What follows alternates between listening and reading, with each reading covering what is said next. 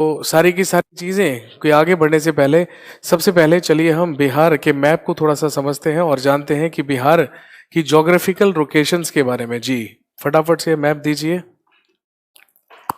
ये लीजिए, आप लोगों के सामने बिहार का मैप बिल्कुल हाजिर है। और ये आप देख सकते हैं प्राकृतिक बिहार, फिजिकल प्राकृतिक मैप आपके सामने नजर आ रहा है। उतना बहुत ज्यादा क्लियर हो सकता है ना आपको नजर आ रहा हो, लेकिन ये आपके बिहार का मैप है। डायरेक्शंस चारों की चारों दी हैं, उत्तर पूर्व पश्चिम और दक्षिण। और जैसा कि आप देख सकते हैं, अगर हम उत्तर से दक्षिण के बारे में बात करें तो टोटल जो डिस्टेंस है, जो टोटल लेंथ होती है वो 345 किलोमीटर की होती है, 345 किलोमीटर्स। और अगर हम पूर्व से पश्चिम तक के बारे में बात करें तो आप देख सकते हैं कि जो टोटल लेंथ और जो टोटल डिस्टेंस है वो 483 किलोमीटर का है, 483 किलोमीटर्स का ये आपका बिहार है। और इसके अंदर, इसी मैप के अंदर सारे के सारे जो बिहार के जिले हैं वो आपको मेंशन किए गए हैं। और जैसा कि आप अच्छी तरीके से देख पा रहे होंगे कि बिहार की अगर हम बात करें तो बिहार के पश्चिम में बिहार की जो सीमाएं हैं वो किस राज्य से लगी हैं? उत्तर प्रदेश राज्य से लगी है। उत्तर में नेपाल के ही साथ सीमा लगी हुई है किसकी? बिहार की। और पश्चिम में अगर हम बात करें तो पश्चिम में है पश्चिम बंगाल या वेस्ट बंगाल। और बिहार के दक्षिण में झारखंड है, जो बिहार से ही अलग होकर हम सब जानते हैं क्या बना है, सन 2000 में हमारे देश का 28वां राज्य बना था या 28th स्टेट बना था। हम सब जानते हैं जब छत्तीसगढ़, उत्तराखंड और झारखंड 3 राज्य 2000 में बने थे तो उसमें देश का 28वां राज्य बनने वाला झारखंड था, जिसकी सीमा इसके दक्षिण में लगती है। पूर्व में लगता है पश्चिम बंगाल, वेस्ट बंगाल, उत्तर में है नेपाल और दक्षिण और पश्चिम में है उत्तर प्रदेश।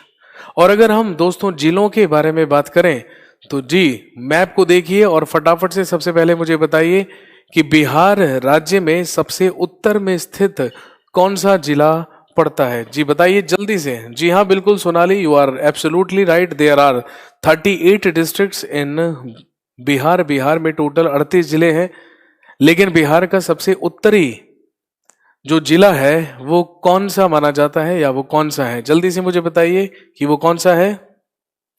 कोई लिखकर भेज रहा है मधुबनी, कोई लिखकर भेज रहा है। भाई मैप आपके सामने है, कोई पूर्णिया लिखकर भेज रहा है। मैप आपके सामने है, मैप का इस्तेमाल कीजिए और मैप को देखकर मुझे बताइए कि सबसे उत्तर में यहां पर कौन सा जिला है।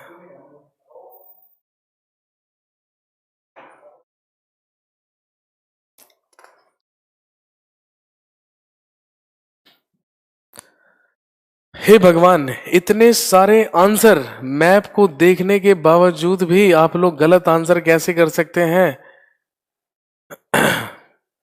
भाई आप अच्छी तरीके से देख सकते हैं कि मैप में साफ साफ दर्शाया गया है कि बिहार में सबसे नॉर्थ में सबसे उत्तरी जिला है पश्चिमी चंपारण या वेस्टर्न चंपारण।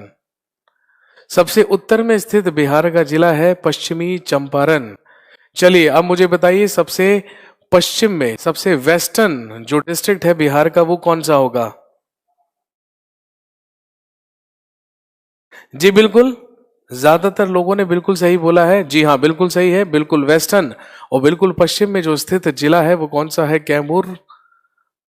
चलिए सबसे पूर्वी जिला बताइए मुझे, बिहार का सबसे ईस्टर्न डिस्ट्रिक्ट या सबसे पूर्वी जिला कौन सा माना जाएगा? बिल्कुल सही आंसर है सभी के सभी लोगों का, किशनगंज माना जाएगा। और अगर हम बात करें सबसे दक्षिणी जिले की या सबसे साउदर्न डिस्ट्रिक्ट की तो वो कौन सा हो जाएगा?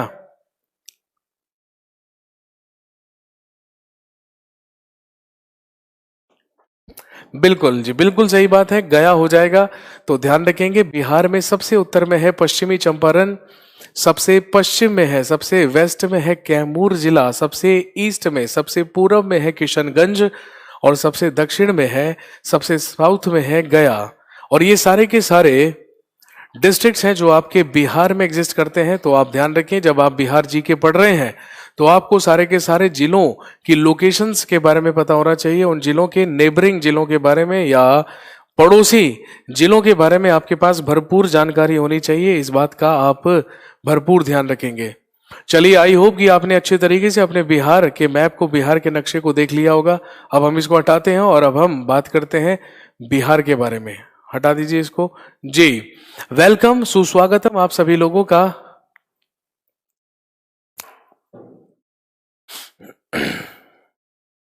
और चलिए हम स्टार्ट करते हैं। किसके बारे में?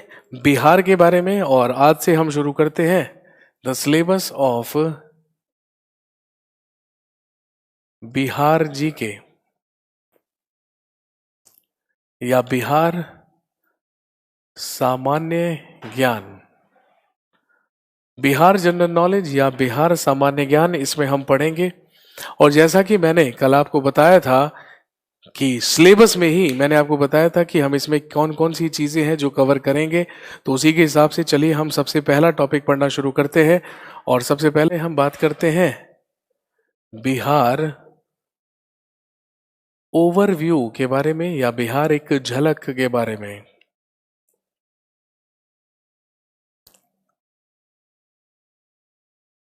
बिहार ओवरव्यू या बिहार एक झलक के बारे में हम सबसे पहले बात करेंगे।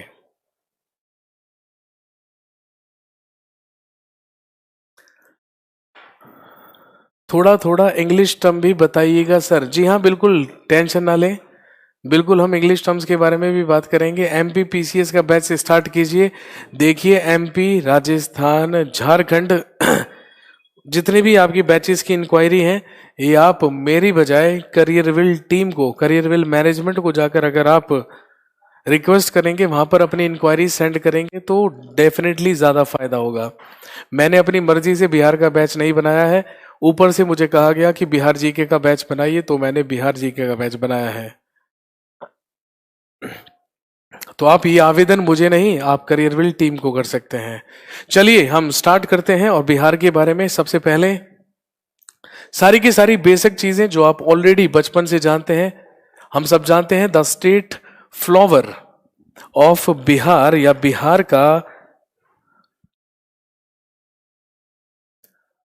जो राजकीय फूल है वो हम सब जानते हैं कौन सा है? गेंदा, मैरीगोल्ड, गेंदा या मैरीगोल्ड।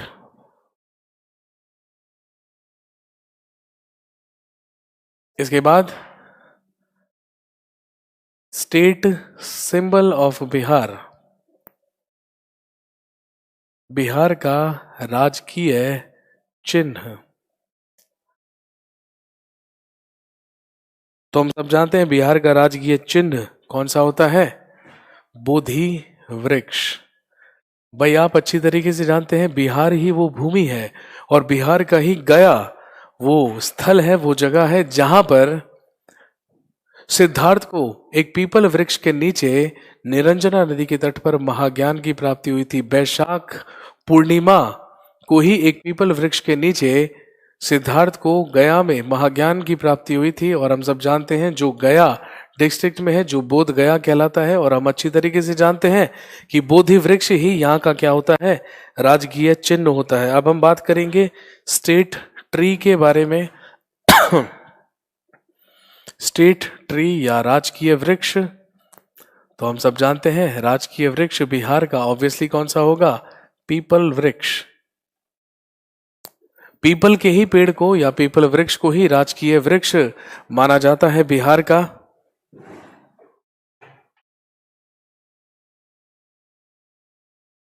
इसके बाद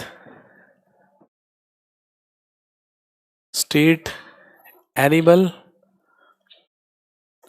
या राजकीय पशु, बिहार का स्टेट एनिमल या राजकीय पशु माना जाता है गौर। और हम सब जानते हैं जिसे हम बॉस गोरुस भी कहते हैं।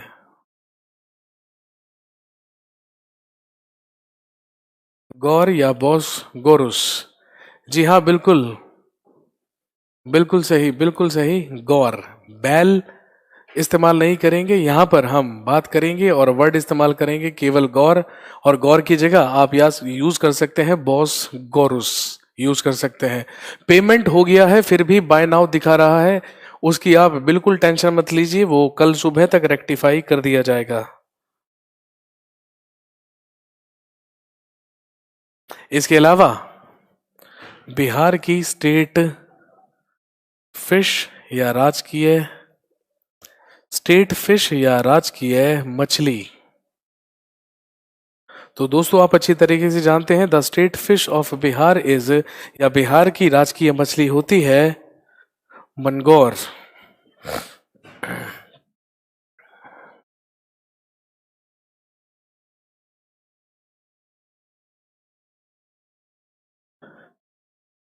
बिल्कुल सही। और ध्यान रखेंगे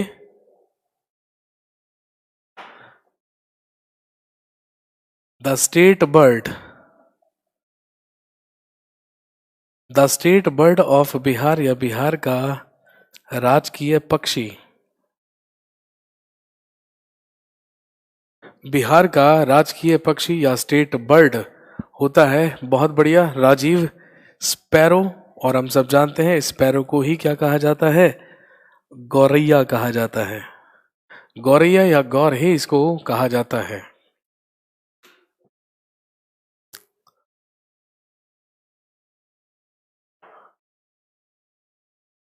ओके, ये कट गया है, चलिए कोई बात नहीं, मैं दोबारा से लिख देता हूं। जी हाँ, मैं समझ गया आपकी बात, ये नीचे से कट गया है, मैं इसको ऊपर लिख देता हूं।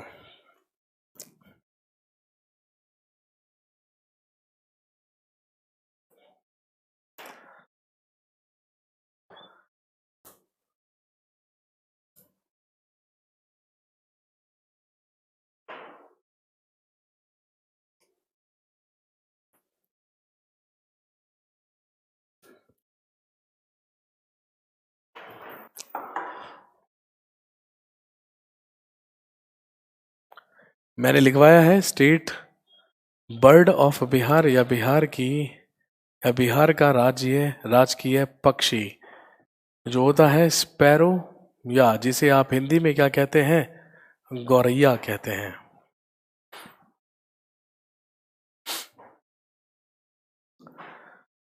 हे भगवान, इंजीनियर नीलेश सर, हम आपसे कांटेक्ट करने के लिए 5 दिन से ट्राई कर रहे हैं लेकिन नहीं हो पा रहा है। मेरे भाई जिस कारण से कांटेक्ट कर रहे हैं वो कारण लिखकर भेज दीजिए, तो कोई दिक्कत नहीं है। आपने बोला था स्टैटिक जीके का बैच स्टार्ट होगा, हाँ मेरे भाई, स्टैटिक जीके से पहले मुझे ज्यादा जरूरी लगा बिहार जीके स्टार्ट करना, तो मैंने बिहार जीके स्टार्ट कर लिया है ना। अब कम से कम नए बैचेस के बीच में यार एक एक वीक का तो गैप रखना पड़ेगा ना।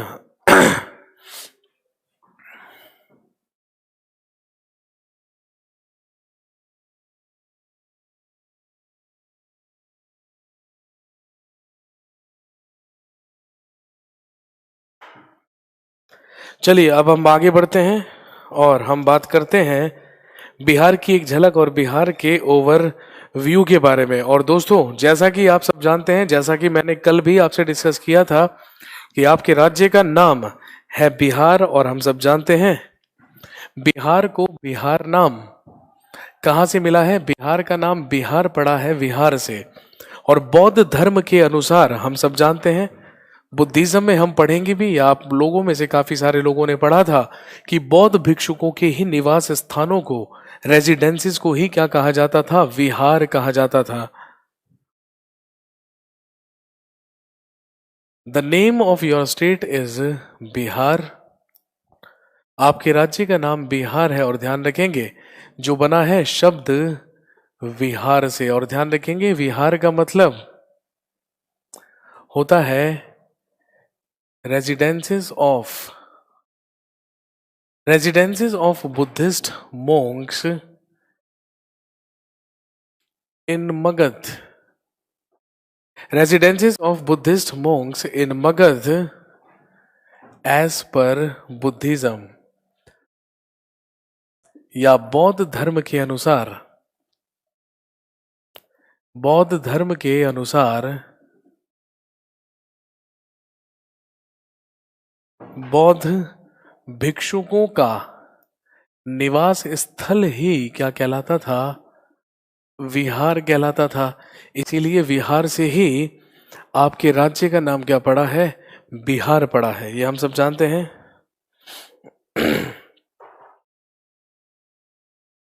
इसके बाद ध्यान रखेंगे, the capital of Bihar is Patna. Bihar की राजधानी पटना है। और ध्यान रखेंगे, that word Patna was given by Sher Shah Suri. ये जो पटना नाम है, ये शेर शाह सूरी के द्वारा दिया गया है।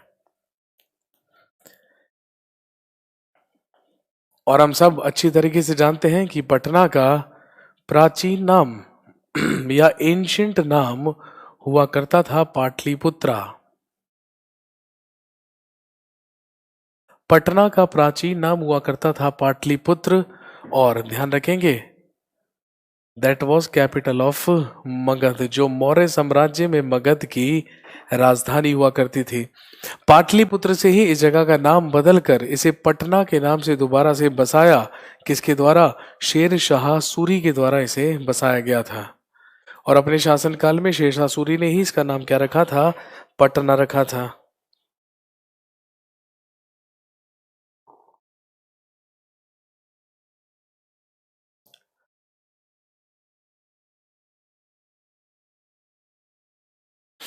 इसके बाद हम सब जानते हैं बिहार राज्य का गठन। बिहार राज्य का गठन 22 मार्च 1912 में हुआ था। बिहार राज्य का गठन किया गया 22 मार्च 1912 को।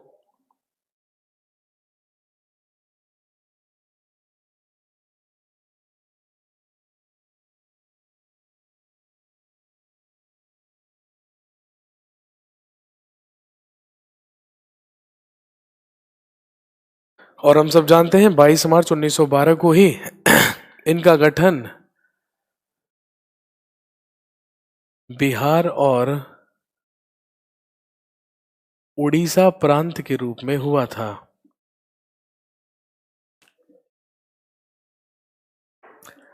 क्यों हुआ था 1912 में? ध्यान रखेंगे, कहानी आप सब पहले से जानते हैं और आप सबको कॉन्सेप्ट पता है। जी हाँ, बीपीएससी 1936 देता है।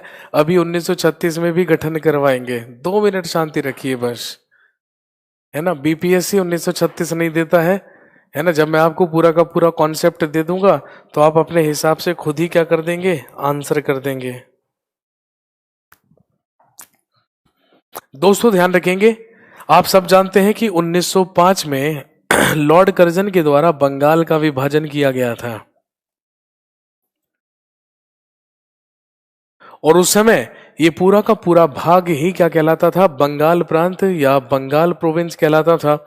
लेकिन जब 1905 में बंगाल का विभाजन किया गया तो हम सब जानते हैं ईस्ट बंगाल और वेस्ट बंगाल में पूरा का पूरा बंगाल प्रांत बांट दिया गया। और वो भी सांप्रदायिक आधार पर बांट दिया गया। एक बंगाल वो बनाया गया जहां पर हिंदुओं की संख्या मुसलमानों से 4 गुना थी, और एक वो बंगाल बना दिया गया जहां पर मुसलमानों की संख्या हिंदुओं से 3 गुना थी। और हम सब जानते हैं इसका कड़ा विरोध भारतीयों के द्वारा किया गया। लेकिन जब 1911 में ब्रिटेन का महाराज जॉर्ज पंचम या जॉर्ज फिफ्थ भारत आया, तो जॉर्ज पंचम के ही स्वागत में तीसरा दिल्ली दरबार लगाया गया। और जब तीसरा दिल्ली दरबार लगा तो यहीं पर यह घोषणा की गई 1911 में कि दिल्ली अंग्रेजों की नई राजधानी होगी। और हम सब जानते हैं 1912 से दिल्ली को भारत की नई राजधानी बना दिया गया। और दूसरी घोषणा जॉर्ज पंचम के ही द्वारा दिल्ली दरबार में ये की गई कि इसने 1911 में बंगाल का विभाजन रद्द कर दिया। और वो बंगाल का विभाजन जो 1905 में लॉर्ड कर्जन के द्वारा किया गया था, ध्यान रखेंगे 1911 में उसे रद्द कर दिया गया।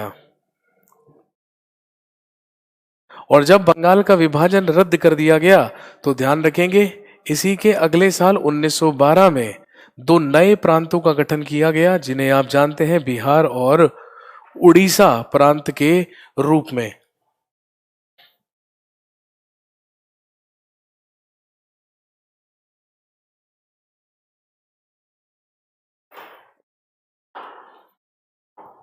और ध्यान रखेंगे इसके बाद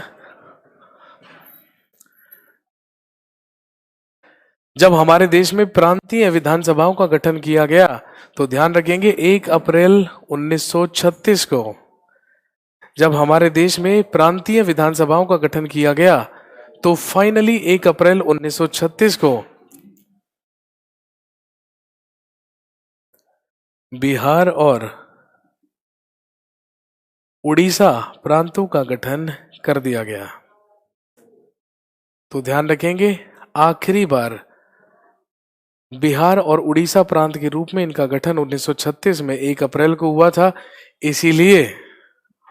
इसीलिए आप कह रहे हैं कि बीपीएससी में जो आंसर है वो 1936 माना जाता है। तो अब आप ध्यान रखेंगे कि अगर ऑप्शन में 1936 दिया जाता है तो आप आंसर 1936 कर दीजिएगा, क्योंकि 1936 में भारतीय राज्य के रूप में बिहार का गठन हुआ था। ये 64th बीपीएससी में पूछा गया था। जो बीपीएससी 2018 पिछले साल पेपर हुआ था बीपीएससी में, उसमें पूछा गया था। तो ध्यान रखेंगे कि जब 1912 में गठन हुआ था तो वो केवल बिहार और उड़ीसा प्रांत के रूप में हुआ था, लेकिन 1 अप्रैल 1936 को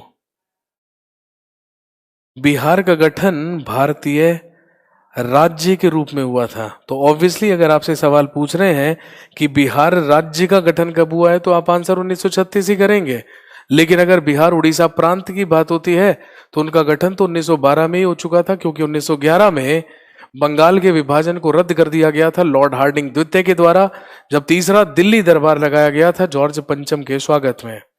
फटाफट से नोट कर लीजिएगा, बिहार स्पेशल या बिहार जी के स्पेशल के बैच में कोई पीडीएफ नोट्स नहीं मिलेगा। सबको खुद से अपने हाथों से मेहनत करनी है, इसीलिए सारी की सारी चीजें साथ के साथ नोट करते हुए चलेंगे।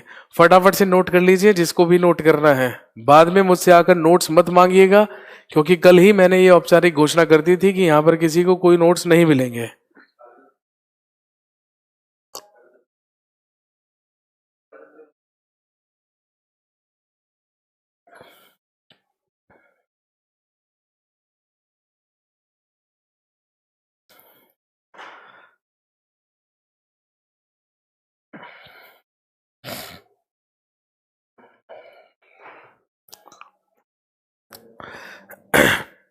लेकिन आपसे पूछेंगे कि बताइए 1936 में किस अधिनियम या किस एक्ट के तहत बिहार राज्य को अलग किया गया था?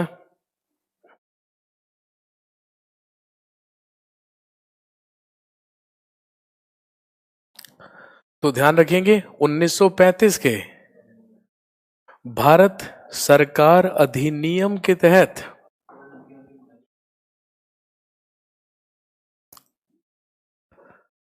1935 में as per 1935 government of India act, जब 1935 में गवर्नमेंट ऑफ इंडिया एक्ट आया या भारत सरकार अधिनियम आया 1935 में, तो उसी के तहत बिहार को पृथक या अलग राज्य बनाया गया।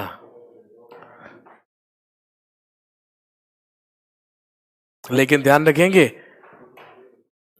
एक्ट पूछें तो 1935 भारत शासन अधिनियम, लेकिन अगर ईयर पूछें तो आंसर हमेशा क्या करेंगे 1936। आपसे ईयर ही पूछेगा मैक्सिमम एग्जाम में, तारीख पूछने की जो पॉसिबिलिटीज है वो बहुत ही कम है, तो इसलिए ध्यान रखेंगे।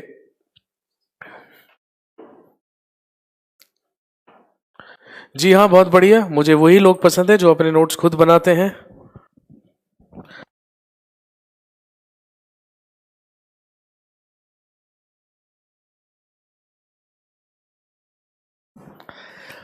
अगला सवाल आपसे पूछेंगे कि बताइए बिहार से झारखंड को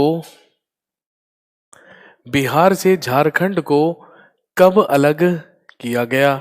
तो ध्यान रखेंगे, अगर बिहार से झारखंड के अलग होने की बात की जाए तो हम सब जानते हैं झारखंड बना 15 नवंबर सन 2000 में। बिहार से ही या बिहार की ही सीमाओं में परिवर्तन करके 15 नवंबर सन 2000 को गठन किया गया झारखंड का। और हम सब जानते हैं जो झारखंड है वही तो बना था देश का 28th स्टेट या 28वां राज्य। और हम अच्छी तरीके से जानते हैं कि जब भी हमारे राज्य में या हमारे देश में नए राज्यों का जन्म होता है या नए राज्यों का गठन होता है, किसी भी राज्य की सीमाओं में कोई भी परिवर्तन किए जाते हैं, तो हम सब जानते हैं नए राज्य का गठन संविधान के अनुच्छेद 3 के तहत होता है।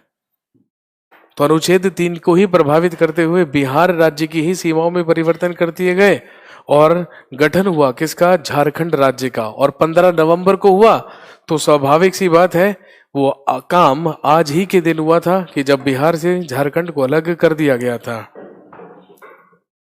जी हाँ, बिल्कुल आज ही के दिन ये काम हुआ था। इसके अलावा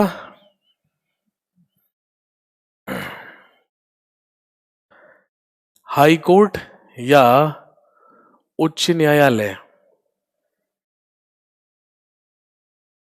अब हम बात करेंगे बिहार के हाई कोर्ट या उच्च न्यायालय के बारे में। अब है सर, बिहार दिवस 22 मार्च को क्यों मनाते हैं मेरे भाई? इसलिए मनाते हैं क्योंकि सबसे पहले बिहार और उड़ीसा प्रांत का जो गठन है वो 1912 में ही हुआ था, लेकिन स्वतंत्र राज्य के रूप में वो कब आया है? 1936 में आया है। तो डेफिनेटली बिहार दिवस को तो 22 मार्च को ही मनाना बनता है ना। सर, तक्षशिला यूनिवर्सिटी भी तो बिहार में ही था ना? जी नहीं, बिल्कुल भी नहीं। तक्षशिला तो गांधार की राजधानी थी और तक्षशिला वर्तमान में पाकिस्तान में है। बिहार में तो नालंदा विश्वविद्यालय है। नालंदा विश्वविद्यालय का संबंध बिहार से है, तक्षशिला विश्वविद्यालय का संबंध तो बिहार से नहीं है।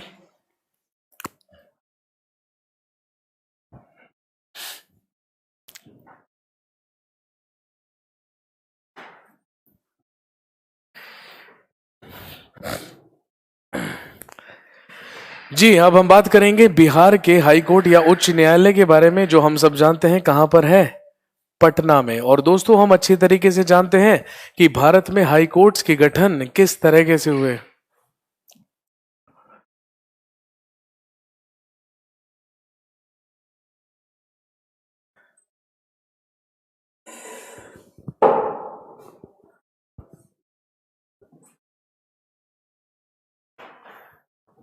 जी हाँ, बिल्कुल ध्यान रखेंगे, पटना उच्च न्यायालय या पटना हाई कोर्ट का गठन किया गया था 1916 में।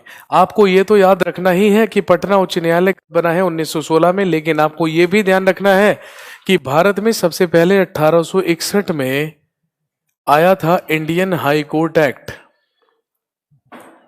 इंडियन हाई कोर्ट एक्ट या भारतीय उच्च न्यायालय अधिनियम। और ध्यान रखेंगे, भारत में आए इसी उच्च न्यायालय अधिनियम या इंडियन हाई कोर्ट के ही या इंडियन हाई कोर्ट एक्ट के ही तहत भारत में सबसे पहले 1862 में 3 उच्च न्यायालयों का गठन किया गया था, जो कौन कौन से थे? कलकत्ता, मद्रास और बंबई।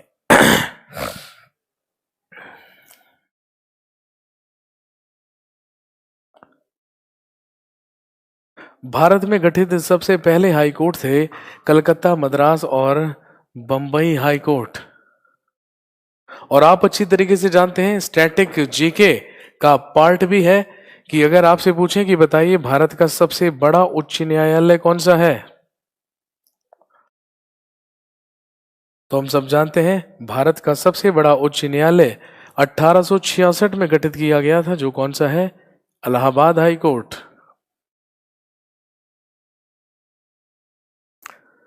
लेकिन वर्तमान में भारत में हाई कोर्ट की संख्या कितनी है?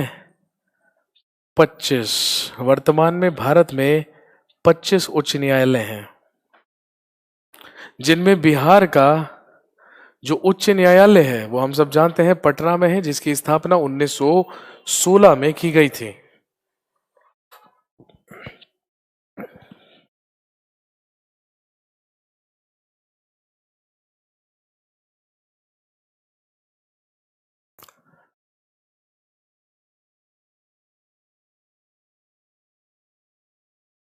साथ के साथ नोट करते चलिएगा फटाफट से, टाइम बिल्कुल मत लगाना भाई।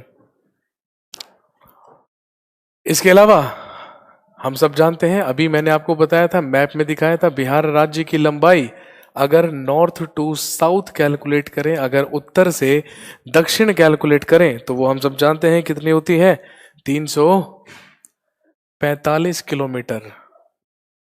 और अगर हम चौड़ाई की बात करें, ईस्ट टू वेस्ट या पूरब से पश्चिम तक, तो हम सब जानते हैं वो कितनी हो जाएगी, 483 किलोमीटर हो जाएगी।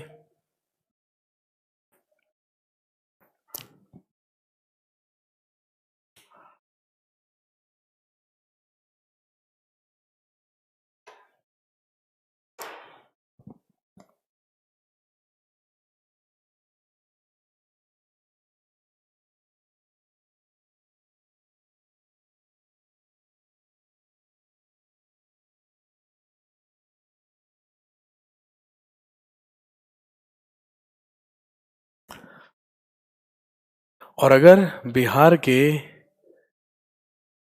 नेबरिंग कंट्री के बारे में बात करें या सीमावर्ती देश के बारे में बात करें, तो हम सब जानते हैं वो कौन सा है, नेपाल।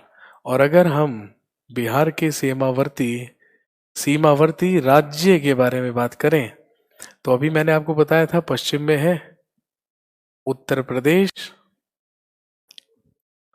पूर्व में है पश्चिम बंगाल, और दक्षिण में है झारखंड।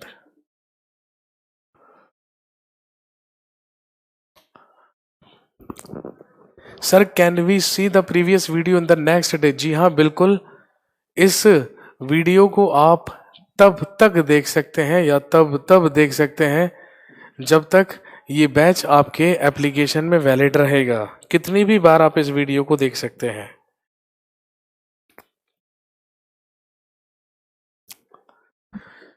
ये थी कुछ बेसिक सी इंफॉर्मेशन बिहार के बारे में। हालांकि अभी हम ये सारी की सारी चीजें डिटेल में पढ़ने वाले हैं, लेकिन अभी केवल और केवल आपको एक ओवरव्यू दिया जा रहा है किसका, बिहार का। और बिहार ओवरव्यू या बिहार एक झलक में सबसे इंपॉर्टेंट चीज जो आपको एग्जाम में काम आने वाली है, वो आप सब जानते हैं, वो है बिहार की जनगणना या बिहार सेंसस। तो चलिए हम इंपॉर्टेंट आंकड़े या इंपॉर्टेंट डेटा लिख लेते हैं जनगणना 2011 का। दोस्तों हम बात करेंगे सेंसस ऑफ बिहार या बिहार जनगणना 2011।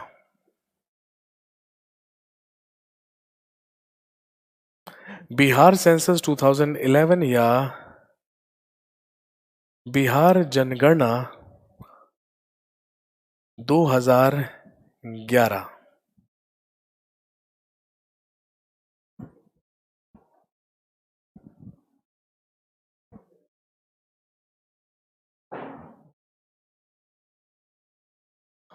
मेरे भाई राजीव, इलाहाबाद को बिगेस्ट हाई कोर्ट इसलिए कहा गया है क्योंकि इलाहाबाद हाई कोर्ट में ही निर्धारित न्यायाधीशों की या जजेस की जो संख्या है वो सबसे ज्यादा है। और ध्यान रखेंगे, इलाहाबाद हाई कोर्ट में जो निर्धारित जजेस की संख्या है वो 160 है, और भारत के किसी भी हाई कोर्ट में जजेस की संख्या 160 नहीं है। इसीलिए भारत का सबसे बड़ा हाई कोर्ट कौन सा हो जाता है, इलाहाबाद हाई कोर्ट।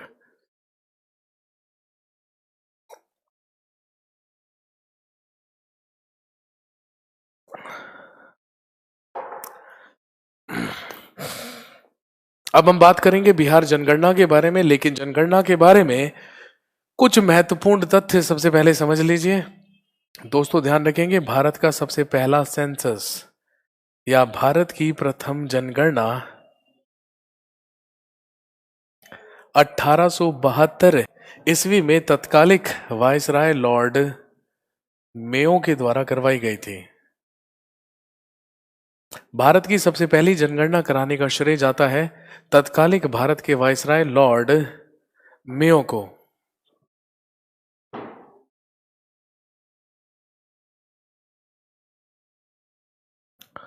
लेकिन अगर हम अपने देश में रेगुलर सेंसस या नियमित जनगणना के बारे में बात करें, अगर हम रेगुलर सेंसस या नियमित जनगणना के बारे में बात करें तो हम सब जानते हैं भारत में नियमित जनगणना की शुरुआत 1881 में लॉर्ड रिपन के द्वारा की गई। और हम अच्छी तरीके से जानते हैं उस समय भारत का वायसराय लॉर्ड रिपन था, और क्योंकि इसी ने भारत में नियमित जनगणना की शुरुआत की थी, इसीलिए इसे कहा जाता है फादर ऑफ इंडियन सेंसस। ये कहलाता है भारतीय जनगणना का जनक। ये कहलाता है भारतीय जनगणना का जनक, father of Indian census Lord Ripon. और हम सब जानते हैं कि हमारे देश में कैसी जनगणना होती है। हमारे देश में डिकेडियल सेंसस होता है, हमारे देश में होती है दशकीय जनगणना। और जब दशक शुरू होता है तो दशक शुरू होने के प्रथम वर्ष में ही, पहले साल में ही क्या करवाई जाती है, जनगणना करवाई जाती है। और वो 1881 से शुरू किया गया है। कितना क्वेश्चन बन जाएगा ये कोर्स करने पर? मनीष मेरे भाई, अगर क्वेश्चन पेपर मैं बनाऊंगा तो सारे बन जाएंगे, है ना। और अगर क्वेश्चन पेपर मेरे अलावा और कोई बनाएगा तो हो सकता है एक दो क्वेश्चन ना बने।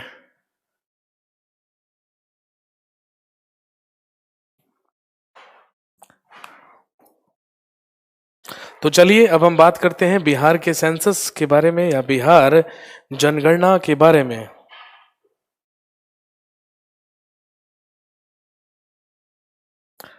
और इसमें हम इसमें जो भी तथ्य लिखेंगे या जो भी डेटा लिखेंगे, सबसे पहली चीज तो ध्यान रखेंगे कि वो जनगणना 2011 का डेटा है। हो सकता है नहीं, डेफिनेट सी बात है कि अभी बिहार की पॉपुलेशन या बिहार की लिटरेसी रेट या बिहार में साक्षरता का दर बढ़ गया हो, पहले से डेफिनेटली बढ़ गया होगा। लेकिन ध्यान रखेंगे यहां पर हम सारा का सारा वो डेटा लिखेंगे, वो तथ्य लिखेंगे जो 2011 जनगणना का डेटा है, क्योंकि ऑफिशियली 2021 तक वही डेटा मान्य होगा या वही डेटा माना जाएगा। ये आपको बताने की जरूरत नहीं है, और अगर आपको ये बात नहीं पता है तो इस बात को अच्छे तरीके से समझ लीजिएगा। चलिए अब हम बात करते हैं सबसे पहले बिहार की जनसंख्या के बारे में। जी फटाफट से बताइए, बिहार की जनसंख्या कितनी है? पॉपुलेशन ऑफ बिहार, फटाफट से बता दीजिए भैया। भारत में तीसरे नंबर पर है तो सबको याद ही होंगे। किसी ने कहा 10 करोड़, और कोई कुछ कहना चाहेगा? मुझे एग्जैक्ट फिगर चाहिए, मुझे एग्जैक्ट फिगर चाहिए। किशन ने कहा 8 करोड़, किसी ने कहा 11 करोड़, किसी ने कहा फिर से 8 करोड़, किसी ने कहा 10.5 करोड़। जी हाँ, और सबसे पहला सही आंसर दिया है राजीव ने, बिल्कुल सही, 10,40,99,452। ये है बिहार की पॉपुलेशन। 20 करोड़, एक भाई मेरा कह रहा है 20 करोड़। 20 करोड़ तो मेरे भाई अब है उत्तर प्रदेश की है। 19,98,00,000 लगभग 20 करोड़ जो पॉपुलेशन है वो तो यूपी की है, बिहार की उससे आधी है। और ध्यान रखेंगे ये हमारी देश की टोटल पॉपुलेशन का, हम सब जानते हैं भारत की कुल जनसंख्या लगभग 121 करोड़ आंकी गई थी, तो बिहार की पॉपुलेशन, ध्यान रखेंगे, कुल जनसंख्या या कुल पॉपुलेशन का कितना है? 8.6%। ये टोटल पॉपुलेशन का लगभग 8.6% होता है। और अगर हम बात करें बिहार की पॉपुलेशन देश में तीसरे स्थान पर है,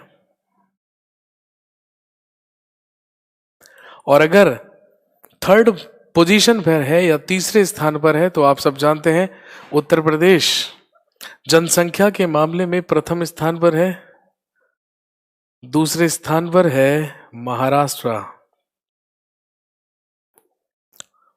और फिर तीसरा नंबर किसका आ जाता है?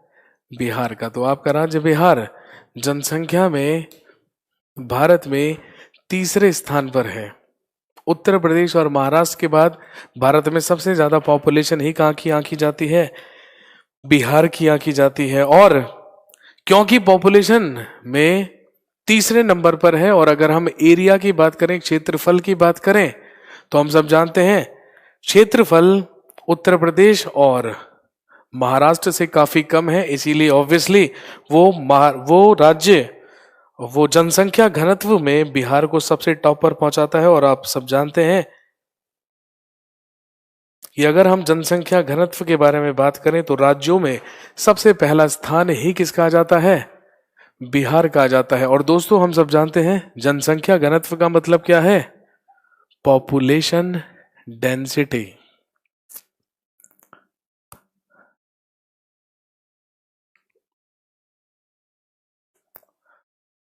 पॉपुलेशन डेंसिटी या जनसंख्या घनत्व। और दोस्तों हम सब जानते हैं पॉपुलेशन डेंसिटी या जनसंख्या घनत्व होता क्या है?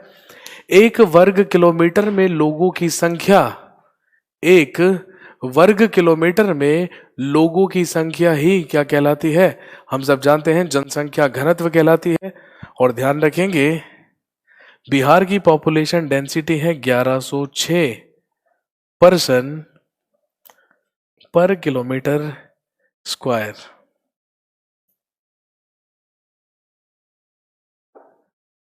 एक वर्ग किलोमीटर में बिहार में 1106 लोग रहते हैं। और ध्यान रखेंगे राज्यों में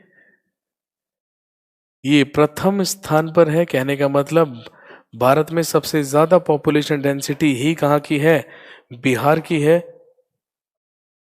और अगर स्टेट्स और यूटीज में बात करें तो ये 6th प्लेस पर है, ये 6ठे स्थान पर है। तो ये 6th प्लेस पर है, ये 6ठे स्थान पर है।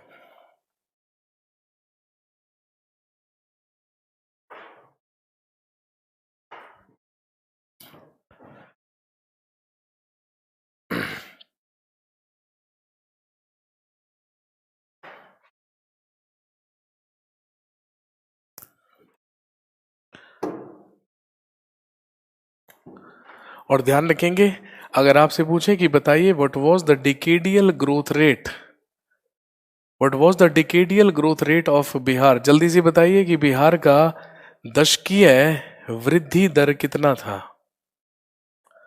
2011 के सेंसस में 2000 सर यूटी और स्टेट मींस मेरे भाई देखिए, अगर केवल राज्यों में आप जनसंख्या घनत्व निकालेंगे तो सबसे ज्यादा कहाँ का है? बिहार का। लेकिन आप राज्य और केंद्र शासित प्रदेशों को मिलाकर निकालेंगे तो ध्यान रखेंगे वो फिर कितने स्थान पर आ जाएगा? 6th प्लेस पर आ जाएगा या 6ठे स्थान पर आ जाएगा।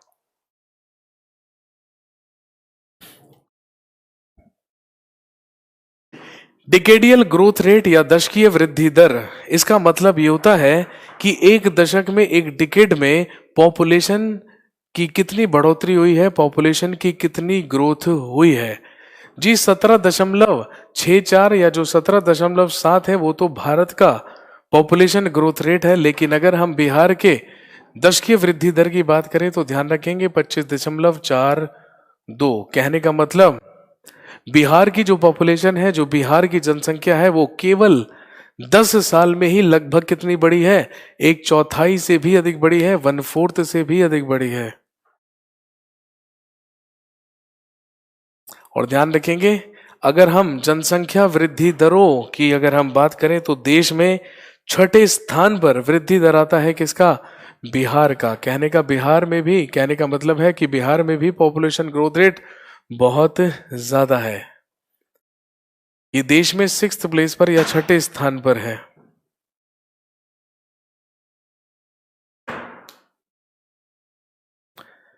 विश्वजीत इसे कैसे निकालते हैं? मेरे भाई जो पिछली पॉपुलेशन होती है और जो अब की पॉपुलेशन होती है, तो पिछली पॉपुलेशन के ही बेस को ही बेस ईयर मानकर जो बढ़ी हुई पॉपुलेशन होती है बस उसकी परसेंटेज निकाल ली जाती है, तो हमें पता चल जाता है कि पॉपुलेशन कितनी बढ़ गई है। भाई स्वाभाविक सी बात है ना, फॉर एग्जाम्पल 2001 में पॉपुलेशन थी 10,000 और अब 2011 में पॉपुलेशन बढ़कर हो गई 12,500। तो वृद्धि दर कितना हुआ? 10 साल में पॉपुलेशन बढ़ी कितनी? 2,500 बढ़ी। ठीक है ना? और अगर 2,500 बढ़ी तो ऑब्वियसली बेस ईयर क्या है, वो कितने पर बढ़ी? 10,000 पर बढ़ी। और अगर 10,000 पर बढ़ी तो ये लीजिए ना, 10,000 यहां पर आ गया और उसका क्या निकाल दीजिए, परसेंटेज निकाल दीजिए। आ गया बढ़ोतरी कितनी हुई? 25% आ गया वृद्धि दर। ये तो सिंपल सी बात है।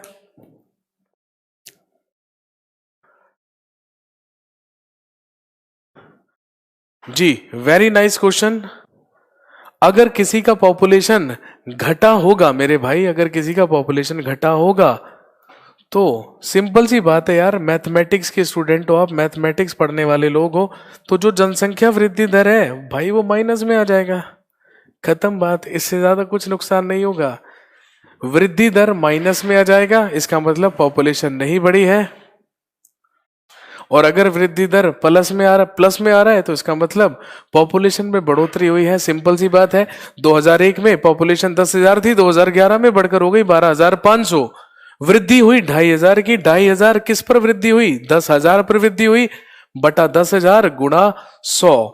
तो बस आंसर क्या आ गया? 25%। तो 25% की हमारी पॉपुलेशन क्या हो गई? ग्रोथ रेट हो गई। मैथ भी पढ़ाने लगे सर? अरे मेरे भाई मैथ नहीं पढ़ा रहा हूं, है ना, बहुत कॉमन सी चीज बता रहा हूं, जो मैंने आपको डिकेडियल ग्रोथ रेट बताया है, ये तो बहुत नॉर्मल सी चीज है यार।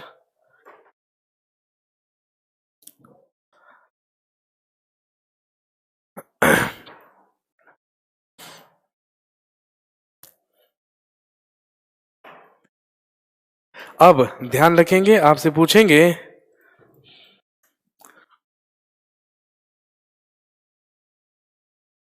सर्वाधिक दशकीय जनसंख्या, सर्वाधिक दशकीय जनसंख्या वृद्धि दर वाला जिला। तो बताइए, बिहार में पिछले 10 साल में सबसे ज्यादा जो पॉपुलेशन थी वो किस डिस्ट्रिक्ट या किस जिले की बढ़ी थी? जल्दी से मुझे बताइए। बीपीएससी का क्वेश्चन है, बीपीएससी 62 में पूछा गया था मेरे भाई। गोपालगंज का सबसे कम है अनुभव, गोपालगंज का किसी ने भी अभी तक यहां पर सही आंसर नहीं दिया है। सबसे ज्यादा जो पॉपुलेशन बढ़ी है वो ध्यान रखेंगे पिछले 10 साल में बढ़ी है मधेपुरा की, जिसका वृद्धि दर आंका गया है 31.1%। सबसे ज्यादा पॉपुलेशन ग्रोथ रेट आंका गया है मधेपुरा का। बिल्कुल सही, अमित ने सही, विश्वजीत ने सही आंसर दिया है। सटीक कॉन्सेप्ट बाय अभिषेक सर। अरे कोई कॉन्सेप्ट नहीं है यार, ये सिंपल सी चीज है, कॉमन सी चीज है। अगर मैं मैथ्स पढ़ाता होता ना तो अभी तक तो हिंदुस्तान, है ना, विश्व के टॉप कंट्रीज में आ चुका होता। अगर मैं मैथ्स पढ़ा रहा होता तो शुक्र मनाओ मैं इतिहास, पॉलिटी और ये जीके वीके पढ़ाता हूँ आपको। अगर मैं मैथ का टीचर होता ना तो अभी तक हिंदुस्तान में आग लग चुकी होती, है ना। और अगर मैं मैथ्स का टीचर होता तो यूपीएससी आईएएस के पेपर में जीके नहीं मैथमेटिक्स पूछ रहा होता, क्योंकि हिंदुस्तान में मैथमेटिशियंस पैदा हो रहे होते। तो शुक्र मनाओ मैंने खतरनाक सब्जेक्ट को छोड़ दिया। ठीक है, और इसके बाद अगला फैक्ट याद रखेंगे,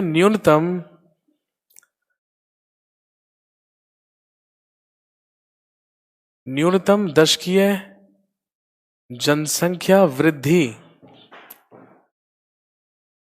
दर वाला जिला। वो जिला जिस जिले की पॉपुलेशन पिछले 10 वर्ष में सबसे कम बढ़ी है वो कौन सा होगा? तो दोस्तों ध्यान रखेंगे, वो हो जाएगा बिहार का गोपालगंज। सबसे कम जनसंख्या वृद्धि दर रहा गोपालगंज का, मात्र 19%। जी हाँ, बिल्कुल सही आंसर दिया है विष्णु ने। गोपालगंज का सबसे कम वृद्धि दर आंका गया है।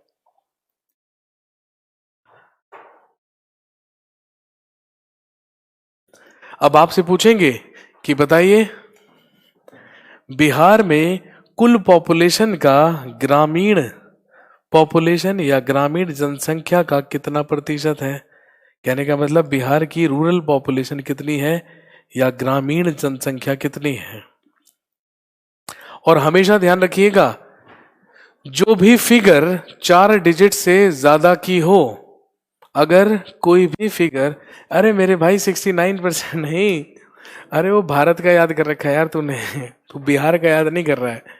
ठीक है, देखिए सबसे पहली चीज ध्यान रखिएगा कि अगर कोई भी न्यूमेरिक फिगर 4 डिजिट से ज्यादा की हो तो आप समझ जाइएगा कि आपको एग्जाम के लिए याद नहीं करनी है। सबसे मेन चीज आपको केवल और केवल पॉपुलेशन पता होनी चाहिए।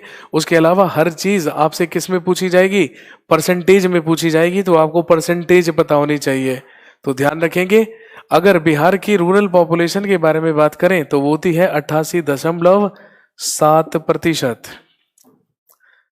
88.7% लोग हैं जो बिहार में गांव में रहते हैं, जो ग्रामीण पॉपुलेशन है।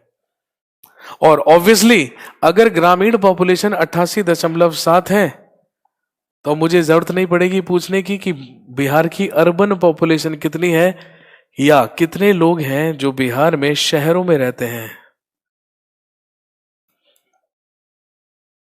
हाँ जी, बिल्कुल स्वाभाविक सी बात है भाई। 100 में से 88.7 जाएंगे तो बचेंगे कितने, 11.3%। तो बचेंगे 11.3%।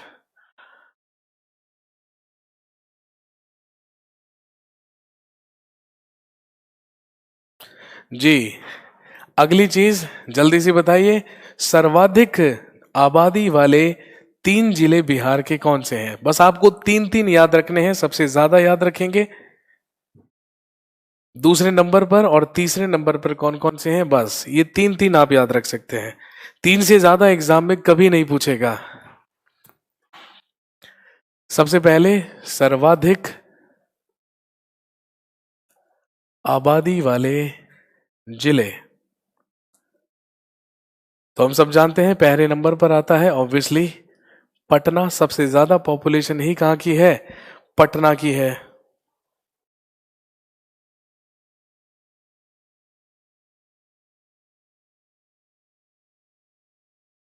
जी, दूसरे नंबर, हे भगवान, रवि कह रहा है मधेपुरा, भोजपुर और पटना, ये कैसे हो सकता है। दूसरा नंबर बताइए जल्दी से किसका आएगा, अभी तक मेरे पास सही आंसर नहीं आया है। पटना पहले नंबर पर, दूसरे नंबर पर पूर्वी चंपारण, और तीसरे नंबर पर आ जाएगा मुजफ्फरपुर।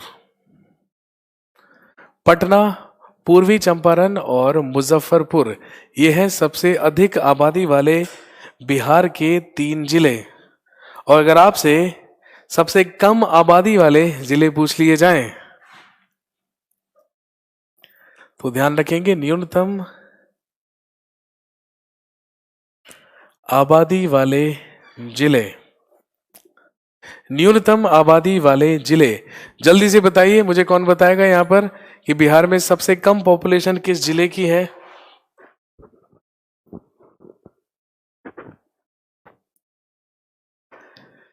बिल्कुल सही, मनीष ने सबसे सही सबसे पहले आंसर दिया है। ठीक है, शेखपुरा।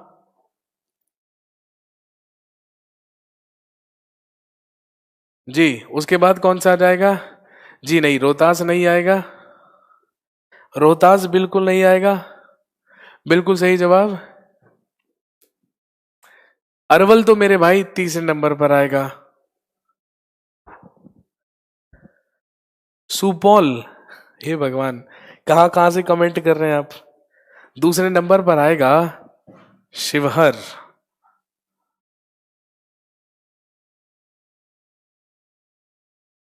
दूसरे नंबर पर आएगा शिवहर और बिल्कुल तीसरे नंबर पर आएगा अरवल। ये सबसे